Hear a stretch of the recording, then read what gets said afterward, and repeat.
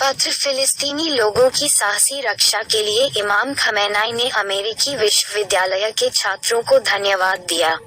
भगवान के नाम पर, दयालु मैं ये पत्र उन युवाओं को लिख रहा हूँ जिनकी जागृत अंतरात्मा ने उन्हें गाजा की उत्पीड़ित महिलाओं और बच्चों की रक्षा के लिए प्रेरित किया है। संयुक्त राज्य अमेरिका के प्रिय विश्वविद्यालय छात्रों, ये संदेश आपके प्रति हमारी सहानुभूति और एकजुटता की अभिव्यक्ति है।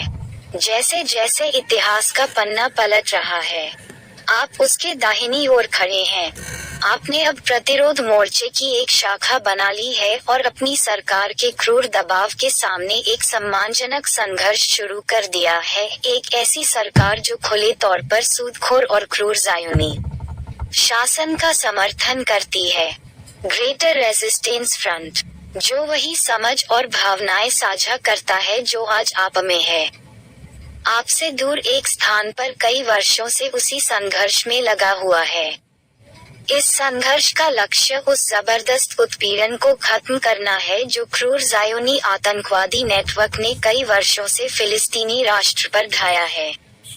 उनके देश पर कब्जा करने के बाद ज़ायोनी शासन ने उन पर सबसे कठोर दबाव और यातनाएं दी। रंगभेदी ज़ायोनी शासन का आज का नरसंहार दशकों से चले आ रहे अत्यधिक दमनकारी व्यवहार की ही अगली कड़ी है। फिलिस्तीन एक लंबे इतिहास वाली एक स्वतंत्र भूमि है। यह मुसलमानों, ईसाइयों और यहूदियों से बना एक राष्ट्र है। विश्व युद्ध के बाद पूंजीवादी ज़ायोनी नेटवर्क ने ब्रिटिश सरकार की मदद से धीरे धीरे कई हजार आतंकवादियों को इस भूमि पर आयात किया। इन आतंकवादियों ने शहरों और गांवों पर हमला किया, हजारों लोगों की हत्या की और बड़ी संख्या में लोगों को पड़ोसी देशों में धकेल दिया। उन्होंने उनके घरों, व्यवसायों और खेतों को जब्त कर लिया। फिलिस्तीन की हड़पी हुई भूमि पर सरकार बनाई और इसे इजराइल कहा। ऑफलाइन इंग्लैंड की प्रारंभिक मदद के बाद यूनाइटेड स्टेट्स इस हड़पने वाले शासन का सबसे बड़ा समर्थक बन गया और इसे लगातार राजनीतिक, आर्थिक और सैन्य सहायता प्रदान कर रहा था। अक्षम्य लापरवाही के कृत्य में संयुक्त राज्य अमेरिका ने रास्ता भी खोल दिया और शासन को परमाणु हथियारों के उत्पादन के लिए सहायता प्रदान की। ज़ायोनी शासन ने शुरुआत से ही फिलिस्तीन के असहाय लोगों के खिलाफ कठोर नीति अपनाई और दिन ब दिन सभी नैतिक, मानवीय और धार्मिक मूल्यों की पूरी तरह से उपेक्षा करते हुए अपनी क्रूरता, आतंक और दमन को तेज कर दिया है। संयुक्त राज्य सरकार और उसके सहयोगियों ने इस राजकीय आतंकवाद और चल रहे उत्पीड़न पर गुस्सा करने से भी इनकार कर दिया और आज गाजा में हो रहे भयानक अपराधों के संबंध में अमेरिकी सरकार की कुछ टिप्पणियां वास्तविक से अधिक पाखंडी हैं। प्रतिरोध मोर्चा निराशा के इस अंधेरे माहौल से उभरा और इस्लामी गणतंत्र ईरान की सरकार की स्थापना ने इसे विस्तारित और मजबूत किया। वैश्विक ज़ायोनी अभिजात वर्ग जो अधिकांश अमेरिकी और यूरोपीय मीडिया निगमों का मालिक है या उन्हें फंडिंग और रिश्वतखोरी के माध्यम से प्रभावित करता है, ने इस साहसी मानवीय प्रतिरोध आंदोलन को आतंकवाद का नाम दिया है।